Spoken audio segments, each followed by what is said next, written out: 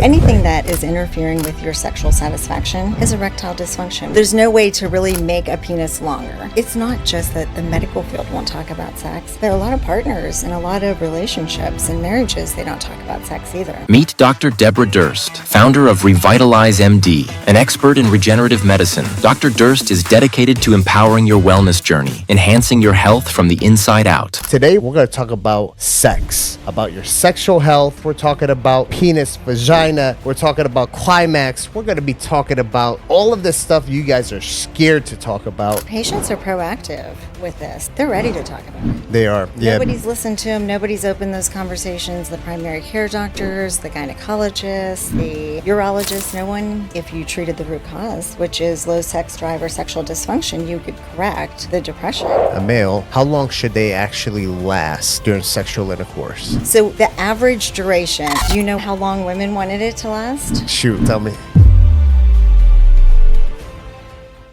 Welcome to another episode of a Healthy Point of View podcast. I'm your host, Sam Tejada, and today we have a special guest, an expert, someone with many, many years of experience as a medical doctor. We have Dr. Debra Durst with RevitalyzeMD. She's a health and wellness expert specializing in sexual health.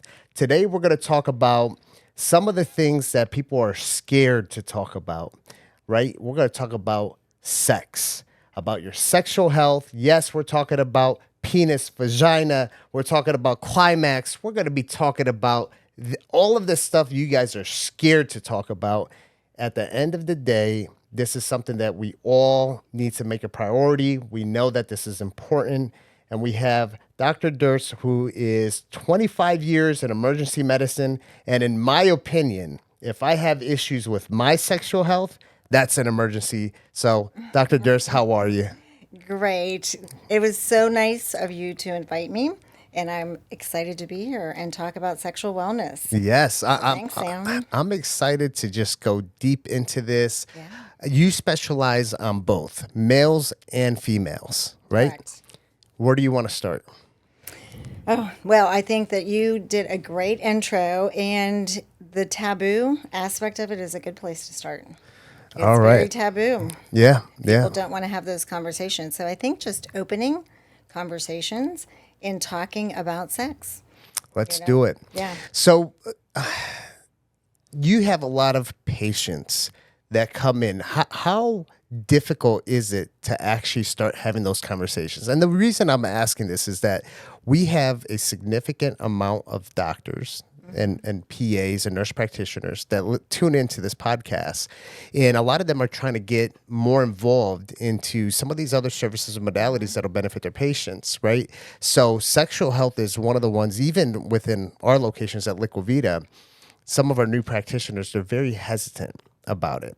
So how difficult is it to have these conversations with your patients? So I don't find it difficult at all. So I will just start with, I'm in Tennessee, and Knoxville is the Bible Belt. So you would almost think that it's difficult there, but patients are proactive with this. So they know that there's changes. They see it. You know, a guy, he starts having problems with erections, just a little inconsistency. It happens once or twice. So they're thinking about that every time. Right. You know, right. is that going to happen again? And so they're proactive when they come to those providers, and we need more providers doing it. They're ready to talk about it. They are. Yeah. Nobody's listened to them. Nobody's opened those conversations. The primary care doctors, the gynecologists, the urologists, no one is asking those questions or opening those conversations. So I think it's very easy. And patients are more proactive than providers in the medical field with this. As you know, there's no sexual education in medicine. There's no regenerative solutions, but at least offered by traditional medicine, but there's a ton that are available. Yeah. And you know, I've been seeing a lot on social media, like the Hims and the Hers and the Volt. Yeah. And I know a lot of them have like a medication, but there's a lot more to correct some of these issues than just a medication, right? There's a mental health component, right? Because psychologically, this affects people. It affects relationships. There's technologies that help both males and females with their sexual health. And then there are the medications like the different peptides and then also, the Viagras and Cialis that are out there. So talking about that, first part I want to talk about with it is the mental health component of it. Like when people come in, number one, they're taking their first step to come and talk to you about it. So it's you as a medical practitioner, we're not even treating anyone just yet. It's now you have to connect with them on more like a psychological, perspective. Let's talk about how that works and how you connect with these patients. So I really think that for a lot of providers, because it isn't something that we're taught across the board with medical education. And again, a recent search of that, there's still no medical education related to sex. Nutrition too, there's other things, and even fitness. So a lot of that is like YouTube University, right? Right. But I think providers have got to be comfortable having those conversations. So that's number one. So I think it's the right fit provider for sexual wellness. And then the patients are looking for providers. But I think for our patients, they're coming in, they're either having hormonal, like systemic issues where it's energy or it's brain fog or low sex drive, or they're coming in for sexual wellness specifically with vaginal dryness or laxity, or orgasmic strength is a huge one for women. And so they're either coming for hormones, more of a systemic, overall, I don't feel well, or something specific to sexual function.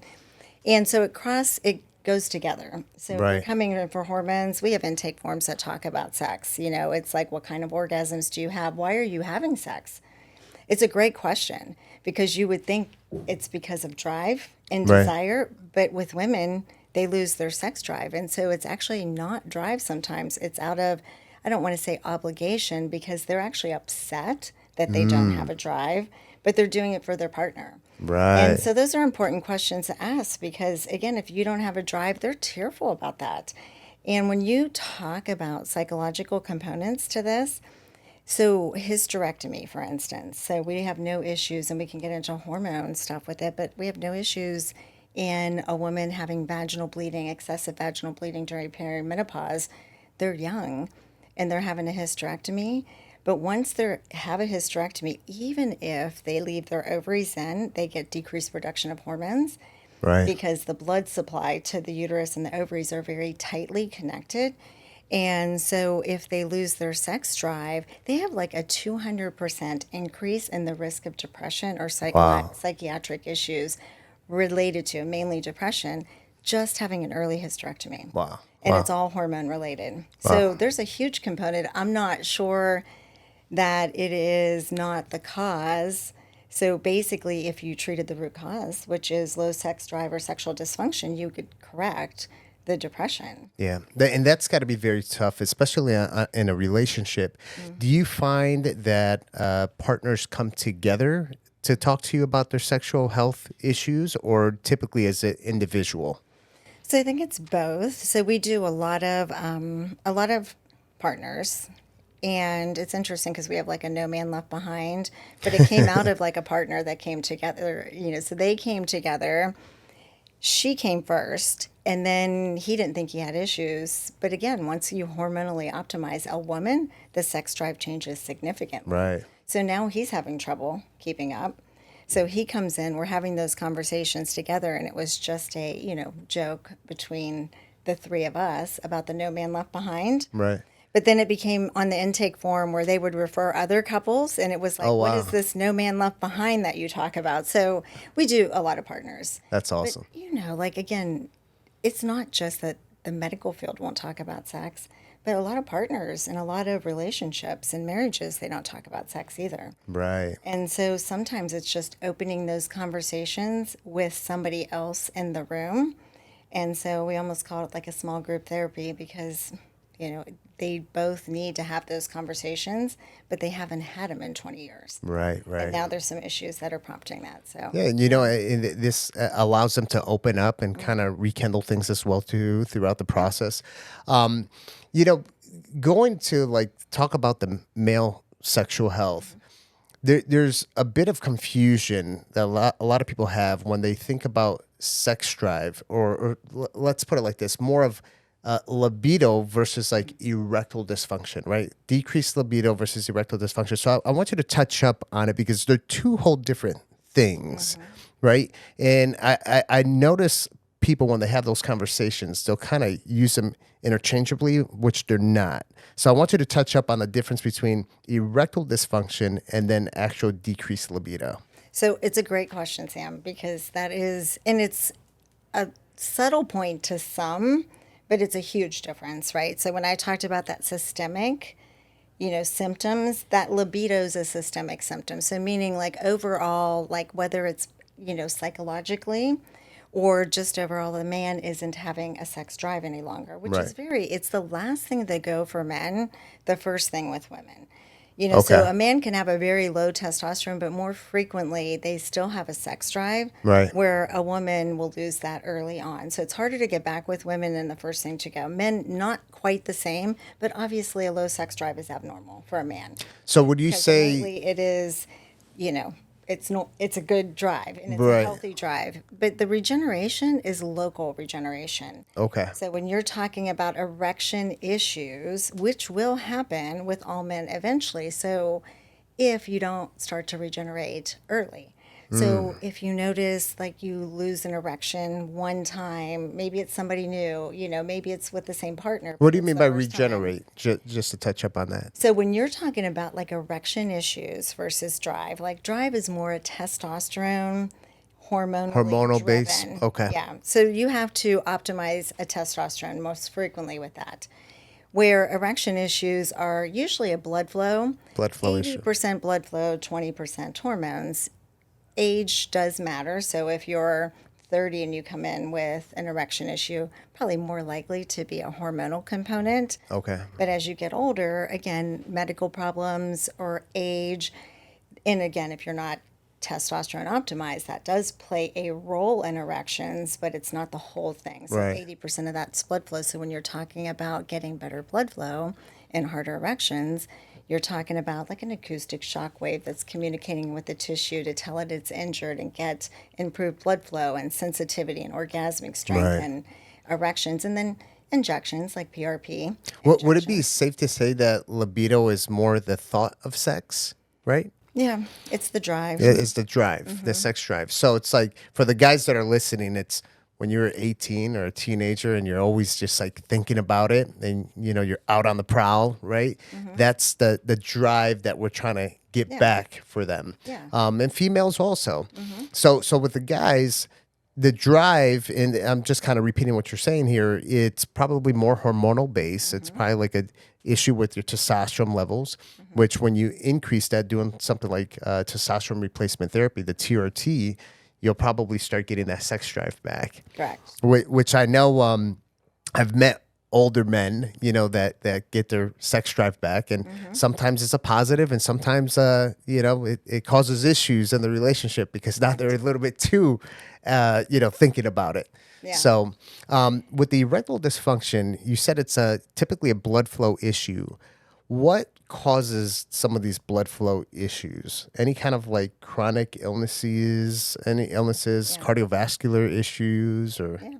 Well, obviously, any history of medical conditions such as high blood pressure, anything that's going to affect the blood vessel, high blood pressure, high cholesterol, diabetes, obesity, inactivity, smoking is a huge one. But then, again, those are the smallest blood vessels in the body. They're 1 to 2 millimeters. So the penile vascular flow is a barometer of overall vascular health. Okay. So if the penile vessels are 1 to 2 millimeters and the coronary is 3 to 4, the carotid's 5 to 6, so that's going to be the first blood vessel affected.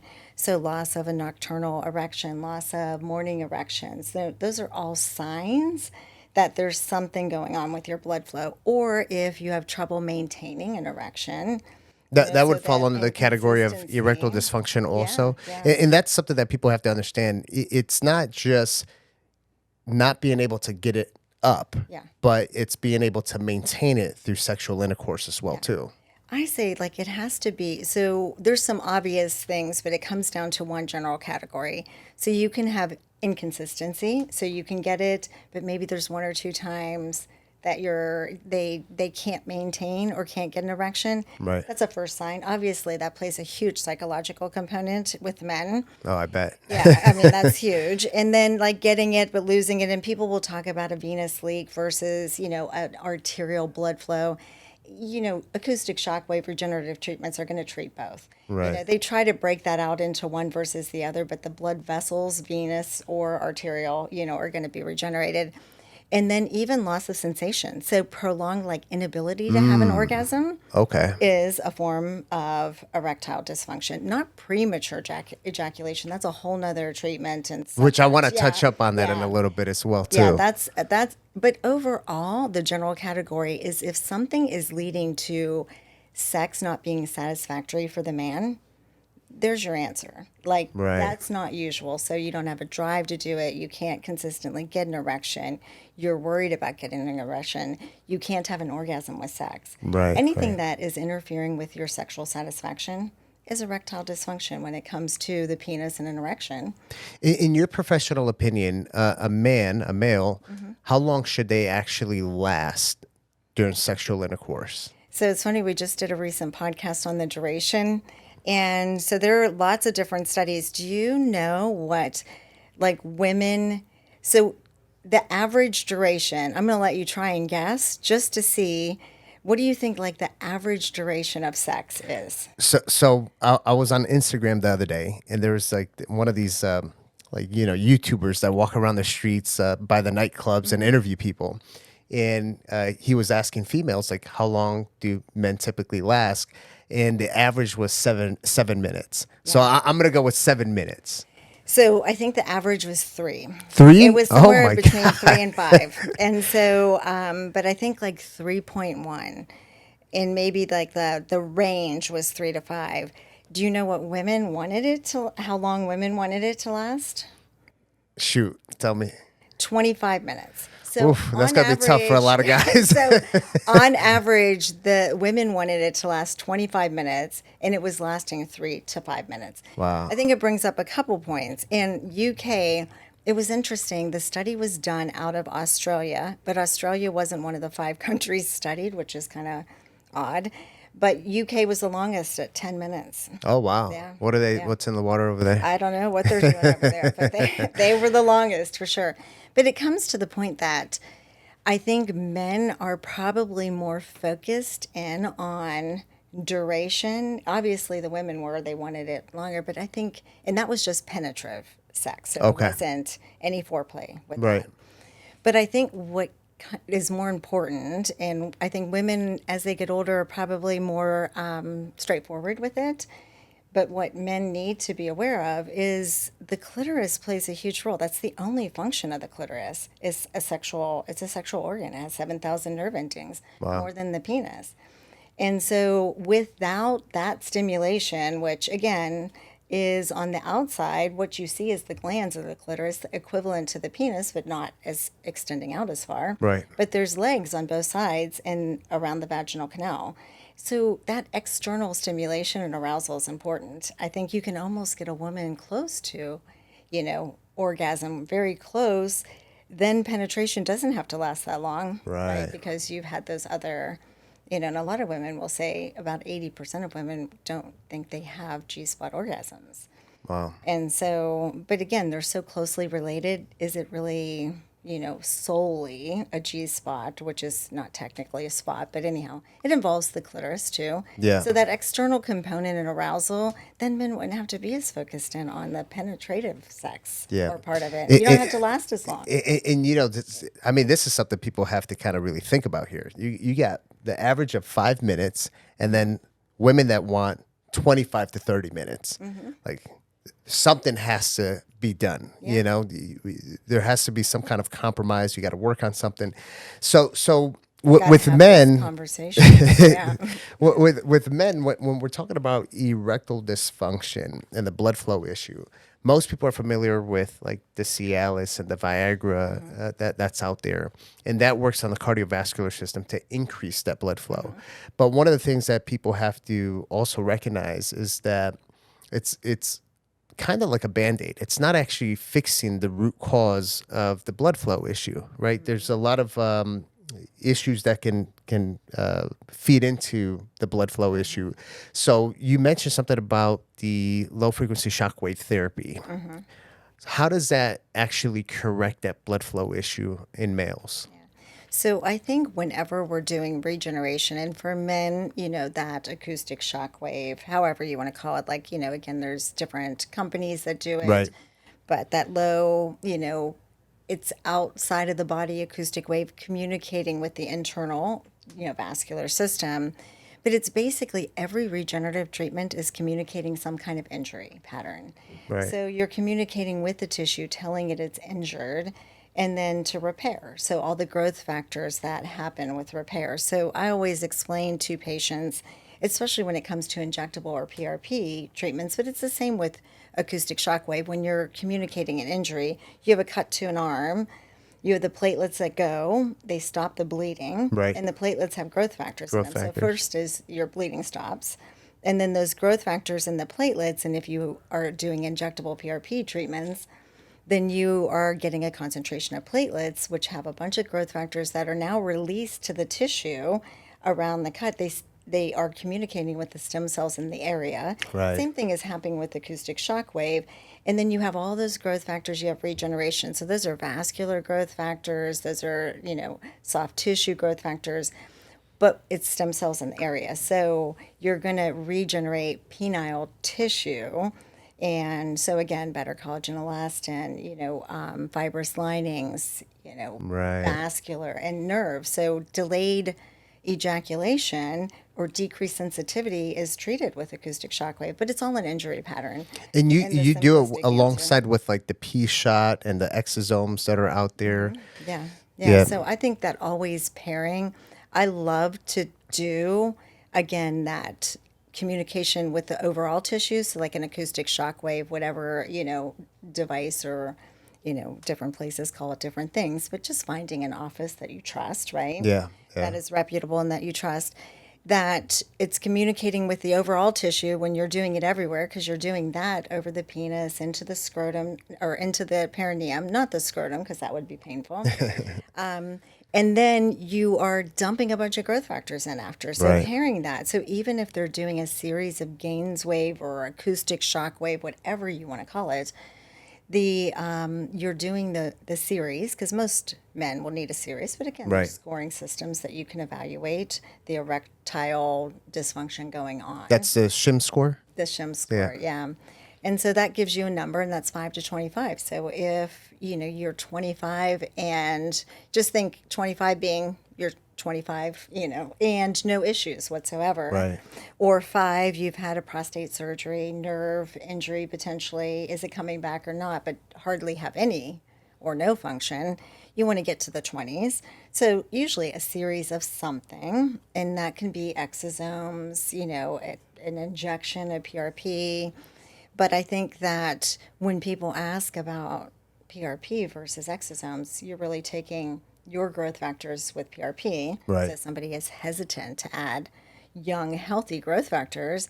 But the further advanced you are with erectile changes, the better it Yeah. is to add exosomes to it. I love this sure. because this is like we're focused on correcting the root cause. Yeah. Where sometimes you correct it and you don't even need some of these medications that are out there. Yeah. Now, so Cialis Viagra works on the cardiovascular system. Mm-hmm. Now, there's a peptide that has become very popular, the PT141, which works both on males and females.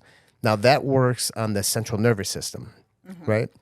So that, we just hear people talk about that like it love is it. the best thing since I love sliced it. bread. Yeah. Yeah. Give us like some graphic details of like what it really does and what your patients are saying about the PT141. I say everyone loves PT141, but when are they going to love it? Because the orgasmic strength is incredible. So that's the feedback, right? For both men and women, because they can both use it. And I think when you bring up all the different things that you're bringing up, what you're pointing out is that it has to be a comprehensive treatment because Right. it is multifactorial for sure. So there's a psychological component. So if you're hitting it with a peptide that works neurologically, it's the melanocortin system. Okay. You know, so it's a whole different system. But if a guy has that confidence issue because he's had some erection issues, you're regenerating, you want to give him that confidence back, Right. then they can get erections spontaneously. So at first I'm thinking, do we really want them to have spontaneous erections? But it has not been an issue. I have not heard any feedback about, so I still think, you know, that stimulation, but then they're more confident that they'll get the erection when they want it. Right. But everyone loves it. Like Yeah. orgasmic strength is incredible, but erectile dysfunction and like ED is huge. So just better erections, not just orgasmic strength. But when are they going to love it? Because they get a little nauseated, maybe. Some Initially, timing. right. Does it work at 30 minutes or is it 5 hours? So you got to find your timing. So I don't recommend it on, you know, your honeymoon the first time because Right. you might get nauseated, be vomiting, or Yeah. you got to Get have your that timing flush. right. Yeah, Right. but everyone loves it. Like I have patients rave about PT. Now, PT-141, that was actually FDA approved for females, for female. Valesi, Yeah. Valesi, whichever. It was yeah. like for female hyposexual desire, and it yeah. gets them going. Yeah. So now how does it think work on it's- females versus males? Obviously, with males, it gets them erect. With females, what are they experiencing? So, do you think, before we get to that, do you think it's interesting that we actually have a peptide approved by the FDA for hypoactive sexual desire disorder for women, but we don't have testosterone yet approved? That's crazy. Yeah, It's yeah. crazy when you think about it. It's Yeah. crazy. Like, so women need testosterone, most circulating hormone in their bodies too. And so people are amazed by that. You know, it's 10 times higher than estrogen in a female. Just estrogen is the dominant hormone for a woman. And again, both men and women have both of those. Right. Men just have a higher, 10 times higher than women do of testosterone, and we have higher estrogen than men. But both of those need to be optimized. We don't have a testosterone approved FDA product for women. So, you know, whether you're using pellets or testosterone injections, you know, when you're talking about creams, that's a compounded, which is a whole nother topic. Right. And so that's how you would optimize, but we have PT-141. So it's a one dose, one injectable, which again also doesn't allow you to titrate that. Right. Because you don't need a one dose for everyone. And that's the problem with manufactured and conventional, you know, Yeah. medications, right, that are FDA approved. It's usually a one size fits all. You can't customize. But it works the same way, you know, so it's a neurologic, better orgasmic strength for women.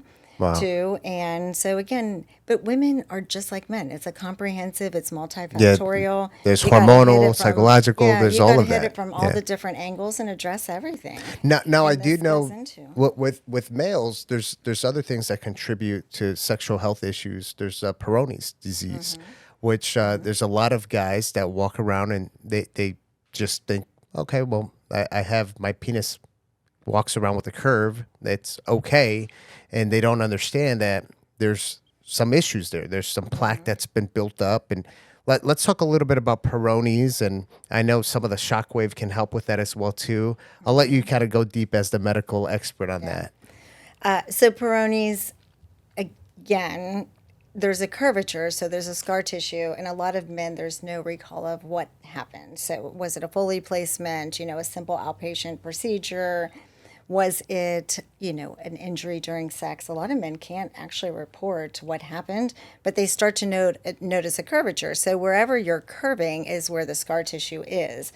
So it's just Right. contracting down and you get curvature in that direction. Does it get worse over time? Progressive with time, and then pain, and also ED, you know, with Wow. that. And it's actually painful for the partner too.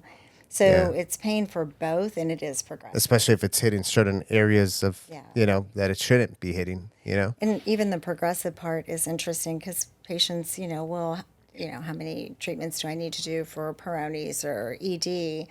You know, is it a one-time, you know, injection? Is it a one-time gains wave? And I'm sure you know, kind of hear this occasionally. And it's like there is a no one-time, you know, one and done in life, period. Right. You know, and the one thing that is a guarantee is it is progressive with time. Yeah. So erectile changes are progressive with time. And 100% of men at 80 have erectile, and it's 50 at 50, 60 at 60, 70% at 70.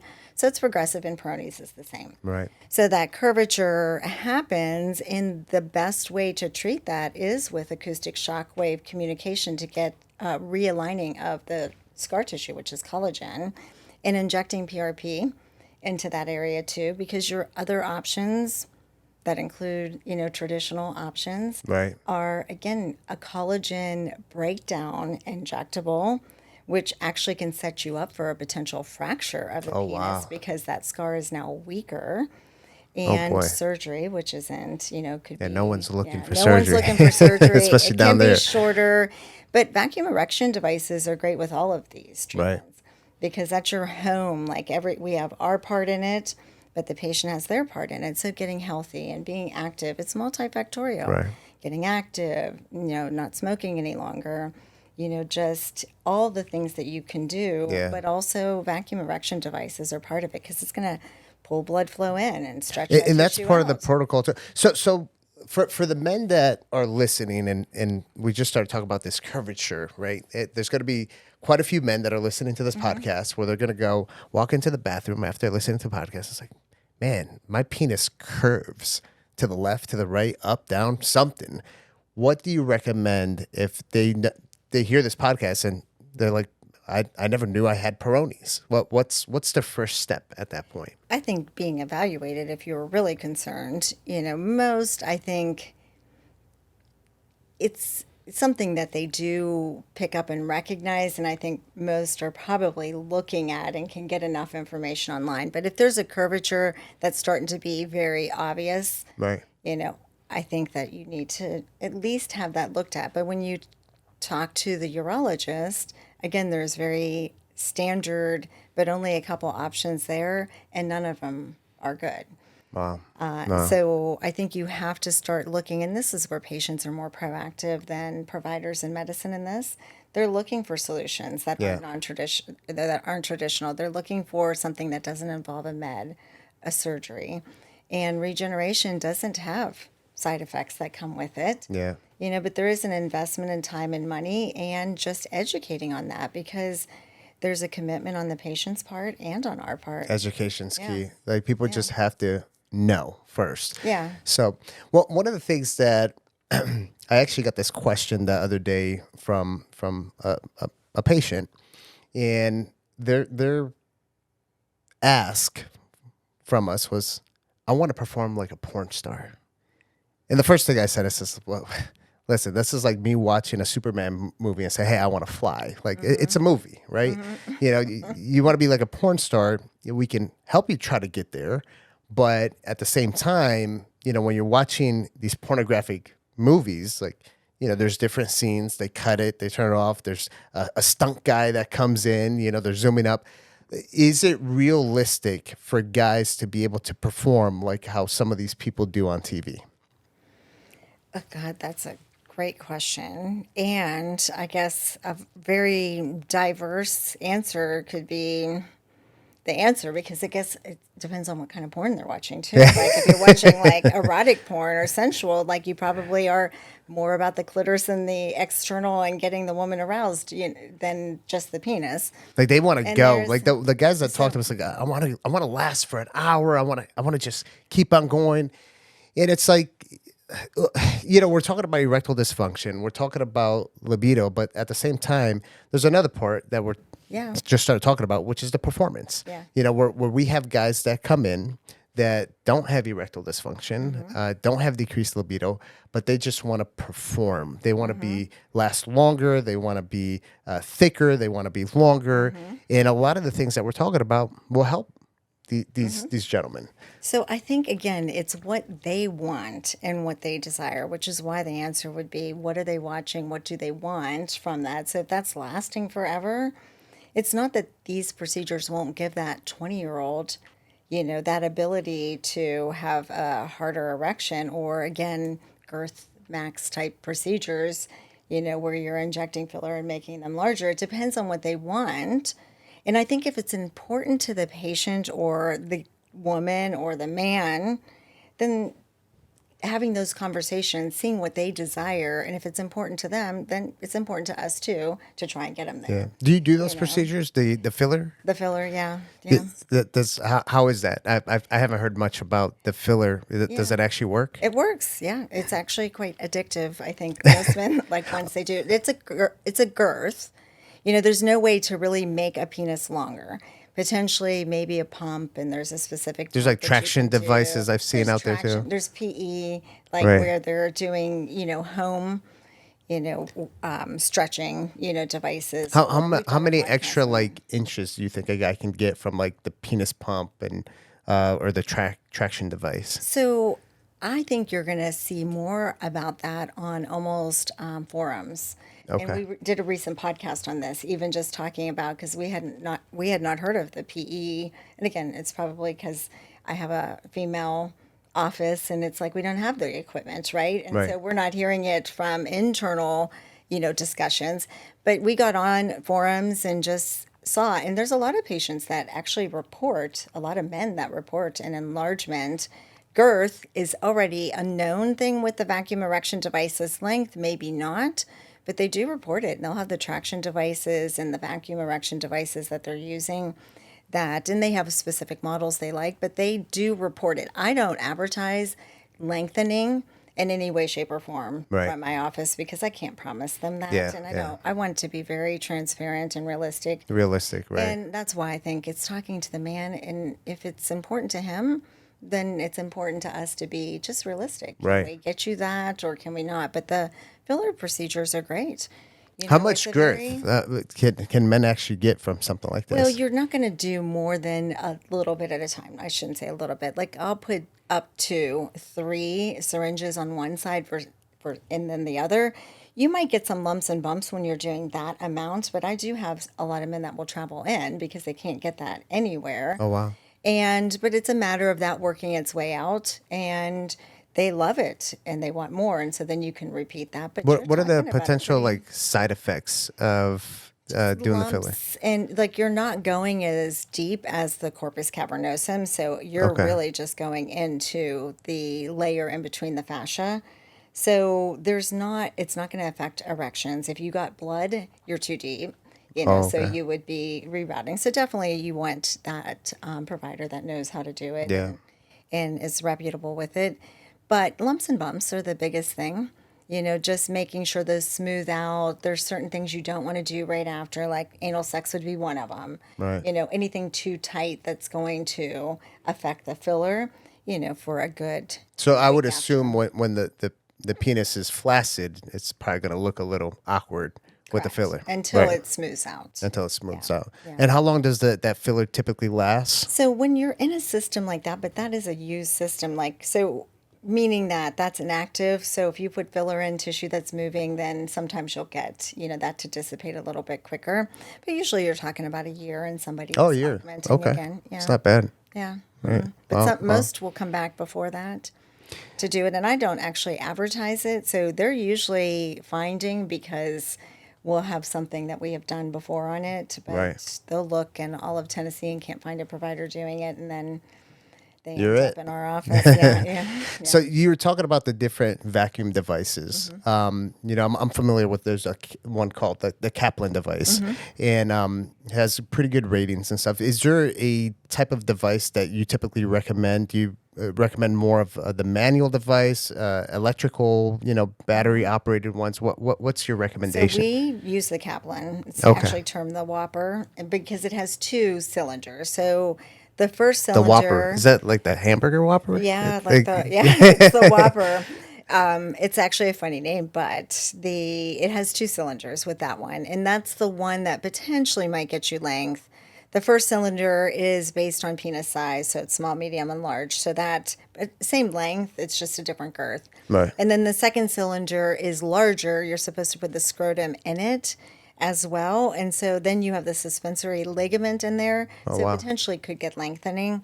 And again, it's not something that I'll advertise as a solid, result of pumping or using in the vacuum erection devices because I think that's more of a male reported thing than I've actually seen in practice. And when we're doing regenerative treatments, I don't also report that you're going to get increased length. I just think you get harder erections and therefore length back. Right. But men report, increased girth and potentially increased length. But we use the Kaplan. Now, And so that's the one that we prefer to use, and it's manual, not electric. it's the manual. Yeah. And we recommend that to a lot of our patients that come into our sexual health division. Now, for the people that are listening here, it's not just one thing. And you've mentioned that multiple times on this podcast is, there's multiple things that have to be taken in consideration between hormones, doing the shock wave, doing the vacuum. All of these things play a part. And, even with the vacuum pump, there's part of it, you have to do it X amount of times a week. And then post that. A day when you're a day, okay. Yeah, usually we'll recommend 10 minutes twice a day. Twice a day. Yeah. Wow. For regeneration or active sex, but if they can't have So you got to sex, bring your little thing to work and bring it Yeah, with. twice a day. Yeah, it's just like pumping for breast milk, right? Yeah. Same thing. What are you doing in the bathroom there? I know. People are knocking at the door at work. Rooms for them, right? Yeah. And then I've seen that there's like a ring also to hold the blood after your pump. What's the purpose of that? So with the ring, you could potentially have sex. So a guy with that SHIM score range, Okay. more in the lower end of the range, could put that ring on, pump up, and then leave the ring on, which constricts and leaves the blood flow in. And actually, Is there a used- technical name for that ring besides calling it a cock ring? Yeah, it's really, that's Yeah. pretty much Basically it. Yeah. the official term for it. And but no, that is something that they can do, and actually, that's used for prostate rehabilitation after really? surgery, or I should say, like erection rehabilitation, but penis rehabilitation after a prostate surgery, because in the partners actually and the patients report a significant satisfaction with that. Oh, really? Because they have to, your prostate doesn't have a capsule. And so frequently the nerve can be affected with the surgery, and it's robotic surgery that's done. But if it's affected, is it just an inflammation? Is it something that's more severe? Is it a damage? And so rehabilitation is a normal part of that. And vacuum erection devices are huge for that. Awesome. So I think we got the whole male stuff down. I mean, there's a lot. And, obviously we can't give everybody all of the information because everyone's a little bit different. And for any males or any medical practitioners that are treating males, we're here to provide you with more information. Reach out. But now I want to go into more of the females, right? Because I think people talk a lot about like male erectile dysfunction, sexual health, and sometimes we forget about the females. And there's a lot of different procedures out there that are very beneficial for females, especially females that have have multiple kids, and there's correct me if I'm wrong, prolapse uterus issues. There's pelvic floor issues. Females that have had endometriosis, that have scar tissue. So vaginal dryness. So where do we start with the females? This sounds like a huge one because it's, again, I think that there's such a gap in medicine for sexual wellness across the board for both men and women because the traditional offerings are very limited. So you're talking about your Band-Aids, the Cialis, Viagra. You're talking about potentially injections after that, right? And then maybe even penile implants for men. So there's already a huge gap because there's a lot of regeneration that we've already talked about that you can do that you don't hear about, but patients are more proactive. So that's a huge gap for men and for women. But women have been left in the dark for a long time. So we have low T clinics, right, for men. We have no low T clinics for the women. Or so for men, but nothing for the women, right? But it is the most circulating abundant hormone in their body. So I think we're starting to talk more about estrogen and progesterone and the WHI study being way behind. And again, huge, miscommunication and media hysteria way back in 2002. And women have been taken off hormones since then and have been suffering symptoms since then. That's systemic again. That's that whole body like brain fog, energy, low libido. It's affecting sex. It's affecting marriages. Right. And then we get to the whole sexual dysfunction.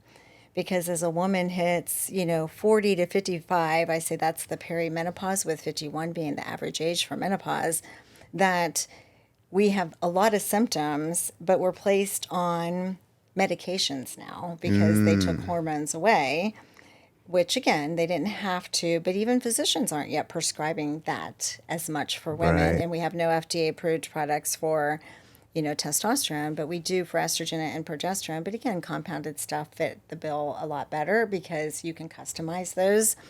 But when we come to sexual regeneration, it's even more ridiculous. Again, Right. they have no sex drive, which all the sexual dysfunction that happens with low sex drive, vaginal dryness, the things that you've mentioned, orgasmic strength decreases.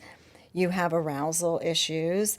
You have urinary incontinence. They've had vaginal deliveries, and then there's brain fog and energy and sleep, and all those things also affect how a woman functions sexually, right? So women across the board, there's about a 50%, almost 50% sexual dysfunction in menopause, but that happens a lot earlier, and especially if we're not doing hormones and we're doing hysterectomies and we're not explaining to them that their hormones must shut down and they're going to get depressions and anxiety, so that we put them on antidepressants, anti-anxieties, and sleep medicine.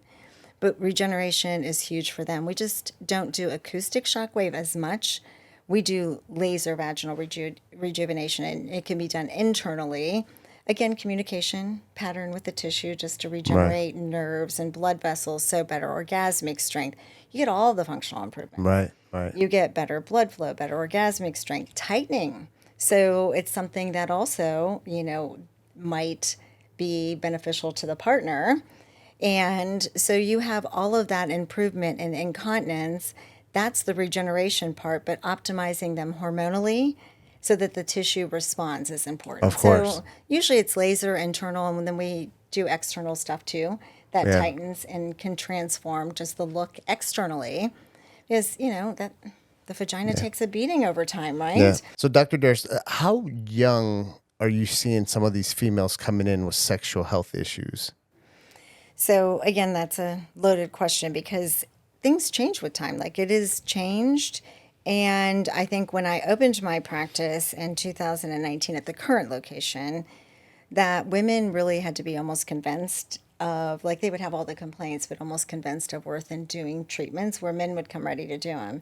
But that has completely switched. So we see a lot more women now than even men. Okay. But what's interesting is the younger women now, even having questions about what looks normal. Like, I think it's a social media thing where it's almost an insecurity that's instilled. Like, when you say young, like what age Like are we in the talking? 20s. In the Yeah. 20s. I have multiple staff alone. We're sitting there having a conversation, looking at a before and after of like a vaginal external treatment we do called the 4V. We're taking a picture, we're looking at, and I have 3 staff in their 20s sitting there like almost red-faced, wanting to ask questions because they feel like this wasn't normal for them or this. I was like, what are you possibly talking about? You're in your 20s. I'm sure it's all normal. And it was. It's just knowing the anatomy and knowing that the labia majora and the minora, and you're going to see that. So I don't know if it's a social media thing Well, now and instilling insecurity. Yeah, in social media, I'm starting to notice a lot of these plastic surgeons are promoting the labiaplasty, right? Where they're cutting off the lips and it's giving it a different look. So do you think that a lot of these younger females that haven't had that procedure are thinking, hey, this is what I'm supposed to look like, and now it's causing some kind of insecurity with them? Yeah. No, I think they need education. That's first, is education that it's normal. Like, every vagina looks different. It's just like a fingerprint. It's just like lips. Every single vagina looks different.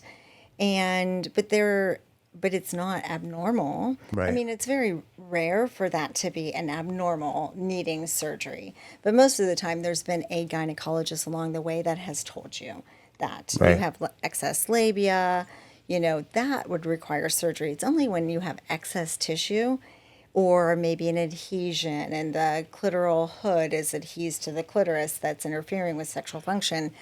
But other than that, most of it is normal. But Right. labiaplasty has increased, which is why I say it has changed over time. Over the last 5 years, has increased by 75%. Oh, wow. One plastic surgeon with a recent conference, it was Cosmetic Gynecology Conference in Miami, just recently had reported in 100, and it was an international conference, 150% increase in his practice. Wow. And when he asked why he thought that was, he thought that it was because not enough people are doing the surgery. I think it's because of an insecurity we're instilling in our young women on social media. I don't know who's instilling it, but it's amazing to me that I had 3 20-year-olds in my office alone asking about what was normal. Questioning So it, that's right. what prompted me, and that was before the conference. So I think most don't need surgery. We do have lasers that treat that, and we have multiple lasers that treat internal and external. One of them does an amazing transformation externally. So anything that is normal but bothersome, again, if it's important to the patient, then it should be important to us. I would only assume that if, there's too much down there for the female, it could cause potential painful intercourse, right? This is just an assumption on my end because I'm not too familiar with the sexual health medical side with the females. Is that a lot of them are probably seeking these type of procedures even with the laser because of painful intercourse, maybe? No? No, most of them young are actually, so I think the ones that have had painful intercourse have probably already seen their gynecologist for that and have been told Okay. that they have excess tissue of some sort. Right. And so, but that's not usually it's something really minor that's bothering them. And sometimes it's women like going through a bad relationship. Like again, sex isn't happening and now they want it more than the man does and they're starting to just question. So I feel like most of it's just minor things that they want to see, but in their mind it's very big. And so I tell them, if I look at you and do an exam and I say you're nothing special, it's actually a good thing. Because Okay. what I'm saying is really like you don't have anything that can't be treated non-surgically. You don't need a labiaplasty. We have that joke with patients because they're actually feeling very insecure. Even prolapse, which you talked about, we've had at least one lady who loved hiking. And she absolutely loved hiking, was giving it up because her gynecologist had scared her. She thought her uterus was going to fall out when she was hiking because she had prolapse. That is actually not uncommon either. There's probably very What usually few. causes that? It's just vaginal deliveries most of the time, hormonal changes. And so you really just get a weakening of one of the walls of the vaginal canal. And to break it down for the people who don't know what a prolapse uterus is, like what is it? What's happening? So what you're talking about really is a prolapse of something. It can be a rectal prolapse. So like the vaginal canal is long and the cervix is at the end. In the front, you have the bladder and the bladder can actually prolapse into the uterus or into the vaginal canal. You can have a uterus prolapse or you can have a rectal. What that is just weakening of the vaginal wall tissue, which is pretty normal after vaginal deliveries or hormonal changes as they're getting older. So there's very few women that you're not going to do a pelvic exam on, bring the speculum out, and see some kind of collapsing of the vaginal wall as you're bringing it out. But I think if we started to do vaginal laser treatments internally in between children, we actually probably would never progress to have that as we hit perimenopause and menopause. But vaginal treatments are going to tighten most of that up. Are So there it's any only when it's exercises severe. that help with that as well too? Well, Kegels are like something they talk about with incontinence. And so, Right. the pelvic floor also weakens. And there's even an EMS treatment that you can do that tightens up the pelvic floor Okay. too. But Kegels, everyone talks about that. If they truly worked, we would have no women with incontinence. But we have a significant problem Right, with incontinence with women as we hit perimenopause and menopause. But it's actually quite common with young girls too. So Right. it's something we're seeing and hearing a lot more in our young women as well. So when we talk about vaginal rejuvenation, it helps tighten the vaginal area as well too? Yeah. So if you're looking at the vaginal canal, so like the vaginal canal is long, and again that lengthens during sex. There's different things that happen, but if you think as we get older, it's really like an accordion that turns into a PVC pipe eventually. Oh wow. When you have hormonal decline. Right. You know, it's almost like the equivalent again of the man in the corpus cavernosum that has the blood flow being a sponge. If you leave the sponge out of the package and it's dried up and not healthy, it's hard, right? Right. You take it new out of the package, it's nice and spongy. So that's where you're trying to like regenerate that tissue to be healthy Right. and have lots of blood flow. For women, you want that vaginal canal to be healthy again. So if you do the laser internally, and we have multiple different ones, most of those are just heating externally. Okay. So you're penetrating the vaginal canal, but it's just a surface heating. And again, a communication pattern of injury to improve blood flow. And blood flow is lubrication. So vaginal pain, vaginal dryness, but increased nerve regeneration. So sensitivity, increased orgasmic strength. You can focus in on the anterior vaginal wall. And we discussed that that's the bladder, the space in between the urethra and the bladder, and get support of that again, because Right. that's something that weakens over time with vaginal deliveries and hormonal changes in age. But so you get functional improvement of all of that when you're doing a laser and diffusely heating, and then you're dumping in growth factors when you're doing a PRP or an O shot Right. or an injectable along with that. So pairing those, you're having like an exponential communication of injury with the tissue for repair. It's just a different repair. I tell you for that women. the science and technology has come so far, and for the guys that are out here listening about vaginal rejuvenation for your significant other, you know, when you're telling the labor and delivery doctor, hey, put a few extra stitches, that's not gonna fix it. What we're talking about here is what's going to actually get the results of what these guys are looking for with their significant Correct. other. So, And we go without even telling women there's any potential. right. It is, you have vaginal deliveries of a huge baby through a very small tissue. Obviously, it's expansive and it will, it's elastic, it's going to, come back to, but not ever to the same degree. But there are things you can do to communicate with that tissue. And so even if we're talking about injections for men or, again, Cialis Viagra, you can do that for women too. It increases blood flow, increases that nitric oxide production, and then having, a supplement that also helps you with a specific pathway that might, again, break down after we start to age. That Right. can happen with women too, and blood flow is needed for arousal Yeah. and lubrication. So, but we don't talk about that with women. And now when we do videos, we still get questions about, can women use that too? So women, there's no gynecologist prescribing a Viagra Cialis for women, and there's low doses of them. There's low dose combinations you can do for Right. those for men and for women that help and work and but the regeneration, even incontinence being, again, about 50% of women as they get older, the only American Urologic Society and the NIH and recent guidelines in 2023 still only included medications and surgery. We're talking about Botox injections into like the bladder wall. Like not good options. Right. And then medications that help with incontinence when we can regenerate without any side effects. And there's studies to support the safety Right, of lasers, but there's not one regenerative treatment recommended per those societies as of 2023. So there's just a lot of work we need to do to close that gap in medicine for both men and for women. Now, Dr. Durst, I've heard of, and this is, I've heard about this stuff, that the technology for vaginal rejuvenation is so good that there's even young women that, in their 20s that are part of certain religion groups and stuff, that they're not supposed to have sex before marriage, that they go through these procedures before getting married, and their husbands have no clue, and they think they're a virgin from how good the technology works. I don't know if you've heard anything like that I before. hadn't heard that, but Yeah. I don't doubt it. Like, again, tightening is one of those. Yeah. And I've had at least one husband, and it wasn't in a bad way. We just have conversations. We just have open conversations. And he was in for something, and he's like, oh, my wife can do vaginal rejuvenation and be tighter.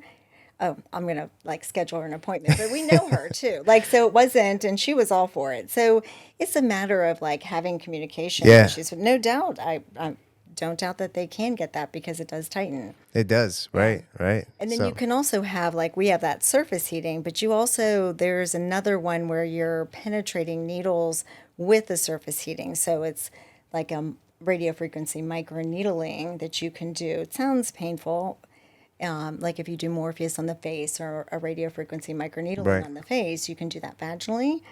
And it's actually more painful when you do it on the face than it is vaginally. Oh, really? You know, we have techniques where we're numbing, but I really think that tissue is meant more for a blunt force than it is for a penetrative, needle sharp force. Right. So they actually do quite well with that. But if they have more severe urinary incontinence or orgasmic stuff that we might want to address, then you're just driving the energy deeper into the tissue. How many sessions would you say to actually get to the desired result? How many sessions typically do women So go typically through? across the board, you're almost looking at 3. Again, laser treatments a month apart with a PRP or a Okay. shot added in. But we'll do FSFI scoring systems. There's also an incontinence scoring too that you can do.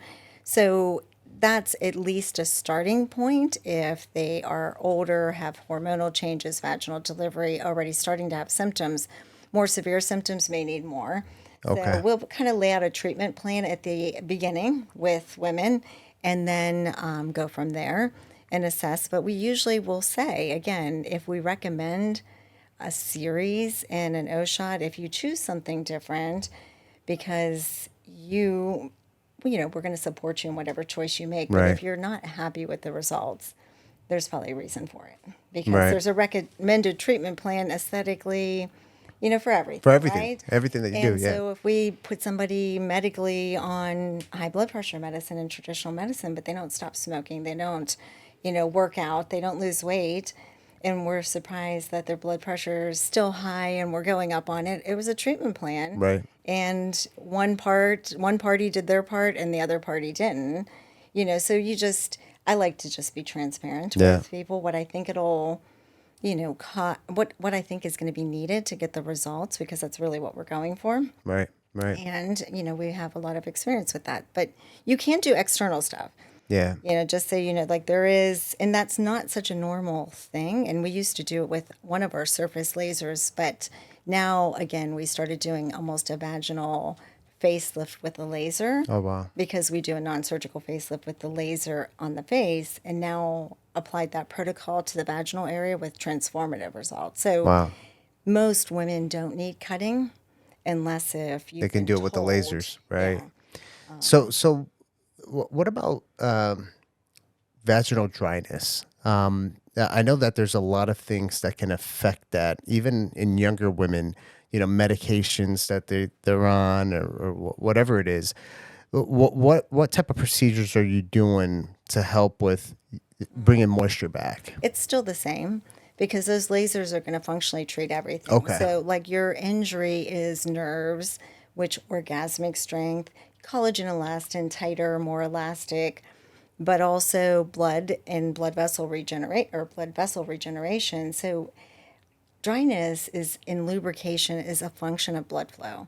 So the Okay. better blood flow you have, the more regeneration, the better blood flow, the more lubrication you have. So even with breast cancer patients that might not be able to get hormones, vaginal laser rejuvenation is not contraindicated with that. So they can still get improvement. And you can also still do vaginal estrogens that aren't estradiol that can also improve vaginal health and are great because frequent urinary tract infections also happen. We have a very short urethra. If Right. things aren't healthy down there, and post breast cancer and treatment, vaginal dryness is very common. But you can actually use some estrogen that is an estradiol that isn't going to raise your estrogen in your bloodstream and get some rejuvenation. And I think hormones is a huge part for women. We have done a huge disservice for women Right. in the U.S., but actually, worldwide, we're just starting to address that misinformation from 2002, but it's still very weak. I think that as soon as we think we make progress, we'll have an opinion piece that pops up in a very reputable medical journal that is doubling down on that same. Those were synthetic hormones. We use bioidentical. Compounding pharmacies aren't bad. It's more customized. It's filled a gap in medicine for a long time. Yeah. And so as long as you have a hormone specialist or a provider that is treating the right way and following, again, everything should not be insurance based, Right. Because you don't want insurance companies dictating your care. Yeah, you definitely don't want that. So, And you also don't want physicians to be, their care is dictated by insurance companies. right. I mean, That's do scary. you really want an insurance company to dictate the kind of care you get? I don't. Yeah, correct. So some things are going to have Right. to be, it's like the leased car. Yeah. You go and you lease a car versus buying an older one because you're going to have things that are covered by a lease. You don't want the major expenses. Insurance there for the major expenses, but things that actually make you feel better. You still have to replace tires and brakes because everyone has them go bad. Right. And you have to have them to drive. So it's the same thing with cash-based medical procedures. I think people are attached to the fact that something has to be from an insurance company and approved and by a traditional doctor, but we're way far behind in medicine. Yeah. And we probably won't even see that change in our lifetime. Yeah, which So, is scary. unfortunately. I think that one of the most important things is for the person that's seeking some of this help for sexual health is finding a medical practitioner like yourself that's really dialed in, with a lot of these alternative treatments that really work, that are, in my opinion, more of the definitive treatment on fixing what the root cause is. Yeah. Yeah. I mean, you want to get to the root cause. Yeah. And again, it is multifactorial. It has to be comprehensive. So if somebody throws like an acoustic shockwave in an office, I've had tons of, patients that come in. I've had that. It didn't work.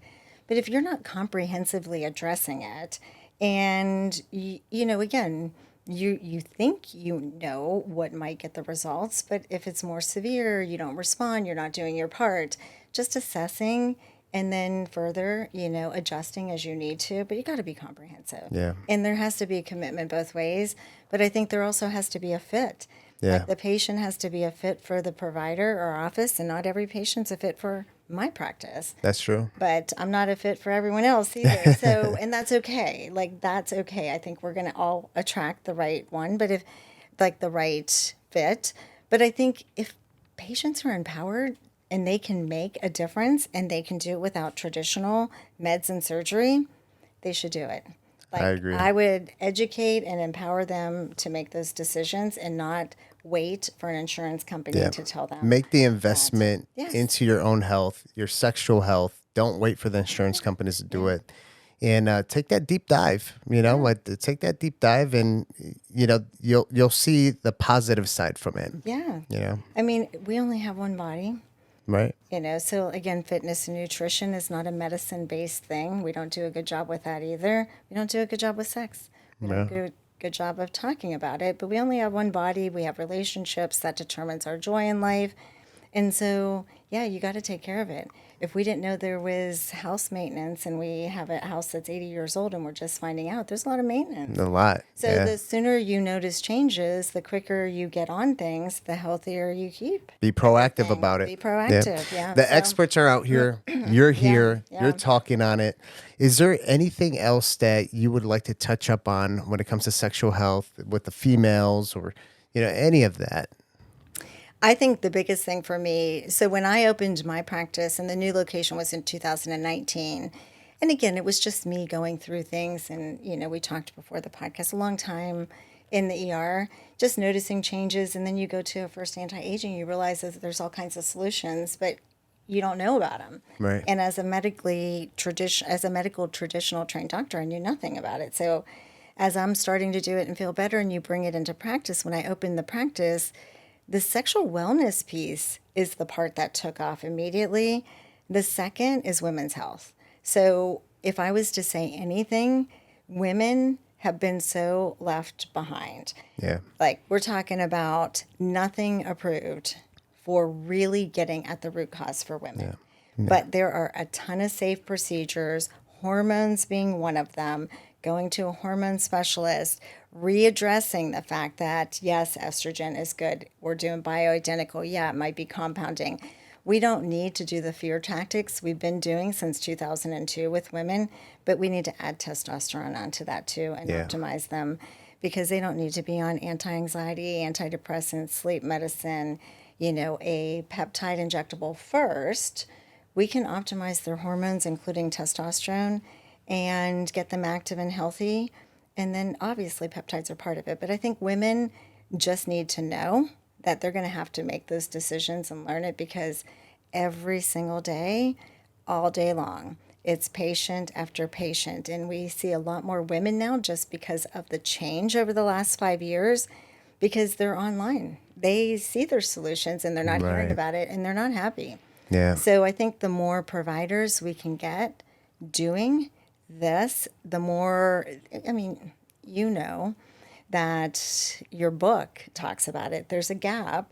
There's a lot of providers that want to get out of traditional medicine, are very unhappy and don't really know how to do that, right?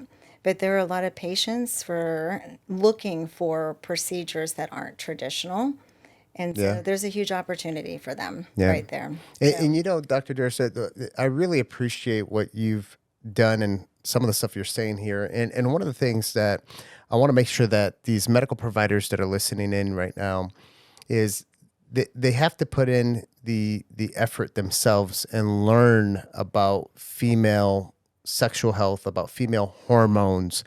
And one thing that I've noticed is there medical providers who get into this industry, more of the age management or functional medicine, sometimes they get a little lazy and they want the easy way out. And doing male hormones, it's the easy one, right? Females are a little bit more complex, but it's not something that you can't learn. You just have to learn it. There's a lot of different organizations out there, accredited organizations, that will put you through the different type of testing, the urine hormones, the blood hormones, every type of testing that's out there for you to really understand these females that are coming into your practice. And really, the medical providers that are out there that are not really treating females, I think that's an untouched market that if you specialize in it, you can do very, very well financially on a business standpoint. So it's just they have to make that commitment and start learning about female hormones. Yeah. I think there's so many points to what you just said that are valid beyond belief, right? Is that physicians have never been great business people. And I wouldn't have known that until I ventured out into my first business. But I will say that the perseverance and the drive it took to do that, and I was doing it at a different age. I wasn't starting at 19. I wish I had, because I love the business aspect of it. But I think that they do need to learn outside of traditional medicine. So when you hear physicians now shutting down hormones, and I think men are more accepted than women, but they're going to do one of two things with women. They're either going to scare them or they're going to refer them out because they don't know. And I would prefer the second. But they're doing that because there's no incentive for them learning that pathway, right? Because we're going to do what we're taught, and 50% of what we learn in med school, and I would say way more than that, is not true by the time we get out and practice. And sometimes the way we learn hormones might not even be practical, so you have to, at first, and now that's progressed, where providers can learn it a lot easier in a practical way. But I think what you bring up is that we can offer regenerative treatments. Hormones are a harder thing to learn, but the sexual wellness isn't. Right. And it's safe. So if they even want to get out by doing that first, you can remotely work with somebody that does hormones, like your, businesses or mine, where we can kind of manage and guide in some way, where there's a collaboration. Absolutely. But at least do the sexual wellness part of it, because that is something that's easier to learn in an untapped market. in a hugely needed market in I Kaplan agree. medicine. So I that would agree. be my suggestion. And you're right. Like, again, we wouldn't have mainly physicians employed right now, not even owning their own practices, if what you said wasn't true.